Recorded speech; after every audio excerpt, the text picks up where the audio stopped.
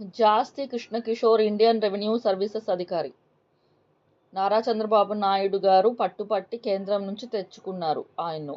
ఆంధ్రప్రదేశ్ ఆర్థికాభివృద్ధి మండలిలో సీఈఓగా నియమించి రాష్ట్రానికి పెట్టుబడులు రప్పించే బాధ్యతను అప్పచెప్పారు బాబుగారు. బాబుగారి నమ్మకాన్ని ఏమాత్రం వమ్ము చేయకుండా కియా లాంటి పరిశ్రమల నుండి ఫాక్స్కాన్, టీసీఎల్, మొండాలెజ్, డిక్సన్ లాంటి వందలాది సంస్థలతో నిరంతర సంప్రదింపులు జరిపి ఫాలోఅప్ చేసి రాష్ట్రానికి రప్పించడంలో కీలక పాత్ర పోషించారు. 2010లో ఆదాయపు పన్ను శాఖ ఉన్నప్పుడు జగన్పై ఆదాయానికి మించిన ఆస్తుల కేసును విచారించిన అధికారుల బృందం ఆయన కూడా ఉన్నారు. 2010లో జగన్కు చెందిన జగతి పబ్లికేషన్స్పై ఆదాయపు పన్ను శాఖ దాడులు నిర్వహించి సోదాల అనంతరం 122.78 కోట్ల భారీ పన్ను విధించింది.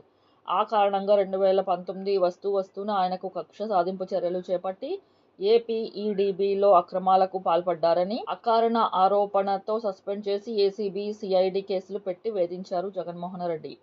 ఏబీ వెంకటేశ్వరరావు గారితో పాటు ఆయన కూడా క్యాట్కి వెళ్లి పలుమార్లు వెళ్లాల్సి వచ్చింది. అదృష్టవశాత్తు క్యాట్ ఆయనపై విధించిన సస్పెన్షన్ ఎత్తివేస్తూ ఉత్తర్వులు ఇవ్వడంతో తిరిగి కేంద్ర సర్వీసులకు వెళ్లిపోయారు.